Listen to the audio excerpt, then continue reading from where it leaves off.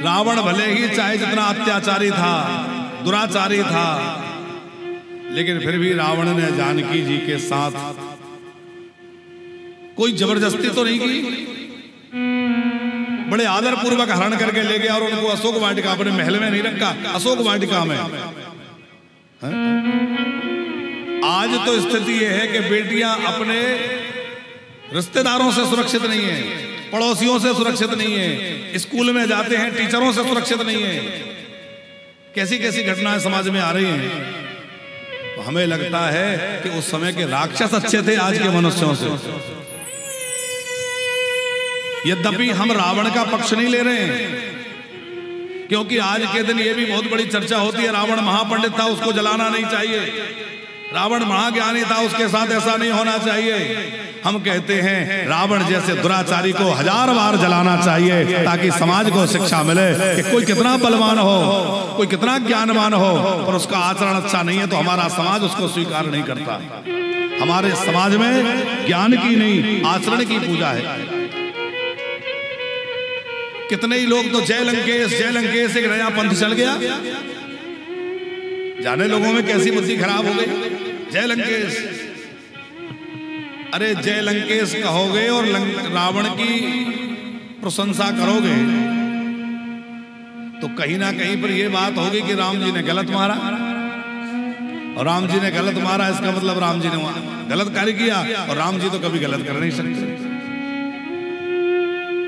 देखो, जानकी जी के साथ रावण ने कोई जबरदस्ती नहीं की, उसके पीछे भी एक कारण है त्रिपाठी जी।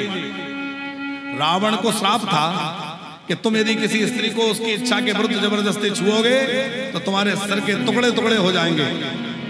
तो रावण उस श्राप से बंधा हुआ था। इसके पहले भी उसने कितनी कितनी राजकन्याओं का हरण कर लिया, कितने लोगों की स्त्रियों का हरण कर लिया। जहां कोई सुंदर स्त्री देखता था हरण करके ले आता था। तो क्या आप उसको अच्छा व्यक्ति कहेंगे?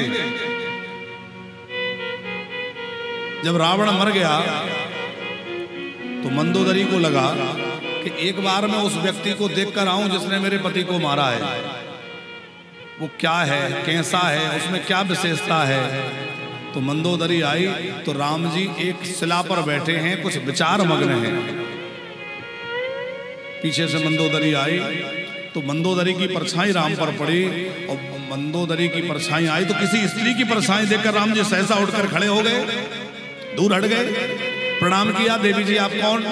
परिचय दिया, मैं रावण की पत्नी मंदोदरी। और राम जी को लगा कि शिकायत लेकर आई होगी कि तुमने मुझे विधवा बना दिया। वो बोली नहीं नहीं, मुझे कोई शिकायत नहीं है, मैं तो ये देखने आई थी कि मेरे पति को मारने वाले में क्या विशेषता है। राम जी ने कहा मैं क्या समाधान करूं? बोले समाधान तो हो गया। क्या?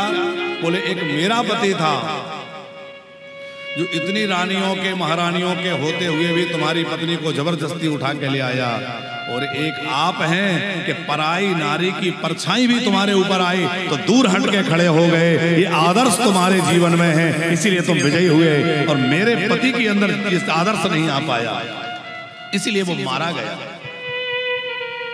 एक बार किसी ने रावण से कहा कि तुम जानकी जी को प्राप्त करने के लिए इतने लालायत हो, तुम तो रूप बदलने में निपुण हो, तो कभी तुम जो है राम का रूप बना के क्यों नहीं चले जाते? तुम तो रूप बदल सकते हो, तो राम जी का रूप बना के सीता जी के सामने चले जाओ।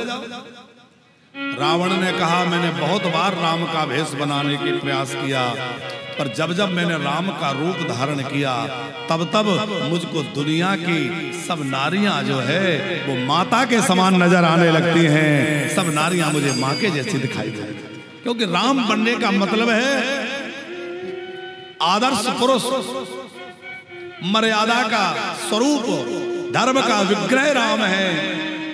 और राम जब कोई बनेगा तो साहब उसमें राम का आचरण उतर जाएगा। तो रावण के दुराचार के कारण रावण आज भी दहन किया जा रहा है, जलाया जा रहा है। आज ये दशहरा हमें बता रहा है, रावण का दहन हमें बतलाता है। ये कोई मेला नहीं है कि केवल मेला देख के आ जाओ, आतिशबाजी देख के आ जाओ, बल्कि ये हम सब के लिए एक शिक्षा है कि भैया धन कितना है ये महत्वपूर्ण नहीं है, क्योंकि धन तो रावण जितना किसी के पास नहीं हो सकता। अरे हम ज्यादा जुटा लेंगे, तोला 2 16 सोना, 10 तोला सोना, किलो 2 किलो 5 किलो 10 किलो, इससे ज्यादा सोना इकट्ठा कर लोगे क्या? अरे 5-10 किलो ही कर पाओगे? रावण की तो पूरी लंका ही सोने की थी, तो ना तो रावण के जितना धन हम जुटा सकते, न रावण के जितना बल हम जुटा सकते। रावण जब चलता था तो पृथ्वी हिलती थी, चलत दसानन डोलत अवनी। रावण जब नृत्य करता था तो समुद्र क्षुब्ध हो जाते थे। रावण सहसा कैलाश पर्वत को भगवान शंकर के सहित उठा लिया करता था। आप विचार करो उसमें कितना बल होगा। न धन की कमी थी, न बल की कमी थी, न ऐश्वर्य की कमी थी। सारे देवता उसके बंदी गृह में थे। वरुण देवता से कहता था चलो पानी भरो,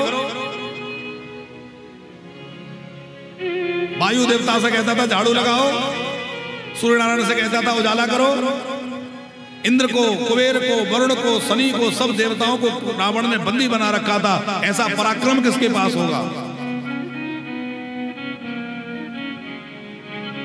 तो ना इतना धन हम जुटा सकते, ना इतना बल प्राप्त कर सकते, ना इतना पराक्रम प्राप्त कर सकते, ना उस जैसी साधना हम कर सकते। हम फल चढ़ा देंगे, फूल चढ़ा देंगे, जल चढ़ा देंगे, लेकिन अपने अंग काट काट के भगवान को चढ़ा दें, इतना हमारे अंदर सामर्थ्य नहीं है। रावण अपना मस्तक काट काट के भगवान शंकर को अर्पित कर देता है, अपना सिर काट काट के शिव जी को चढ़ा रहा है। हम ऐसा कर सकते हैं भला? अरे उंगली काट के नहीं चढ़ा सकते, तो सिर काट के चढ़ाना तो बहुत दूर की बात है। तो रावण जैसी तपस्या और रावण जैसी साधना भी हम नहीं कर सकते, लेकिन रावण में धन, बल, ऐश्वर्य, पराक्रम, साधना सब होते हुए भी यदि कुछ नहीं था तो आचरण, उसका आचरण अच्छा नहीं था। क्यों जलाया जाता है? जहां जहां धेनु देव तुझ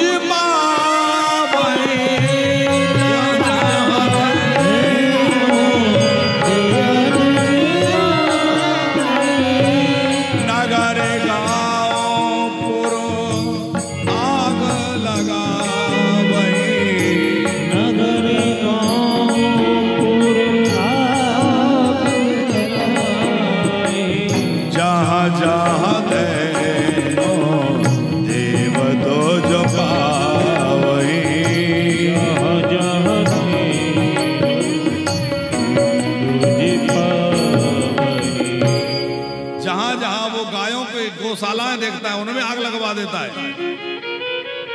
जहां जहां ब्राह्मणों की वेदशाला, पाठशाला देखता है उनको जला देता है। जहां जहां साधु संत महात्माओं को तपस्या करते देखता है उनके यज्ञशालाओं को विध्वंस कर देता है, साधुओं को सताता है। आप विचार करो, जो दूसरे को दुख देने वाला है, दूसरों को सताने वाला है, क्या उसको कभी अच्छा माना जा सकता है? ये बात हम बार बार इसलिए कह रहे हैं कि दशहरे से हमें क्या सीखना है। भले ही चाहे जितना धन हो जाए, चाहे जितना बल हो जाए, चाहे जितना ज्ञान हो जाए, पर यदि हमारा आचरण अच्छा नहीं है और हम दूसरों को दुख देने का काम कर रहे हैं तो साहब हम रावण की तरह पराजित हो जाएंगे, चाहे जितना बलवान हो। और यदि हमारा आचरण अच्छा है, हम लोगों की सेवा कर रहे हैं, लोगों का सहयोग कर रहे हैं, लोगों को प्रसन्न कर रहे हैं, तो निश्चित मानिए अभाव में रह के भी हम खुश रह लेंगे।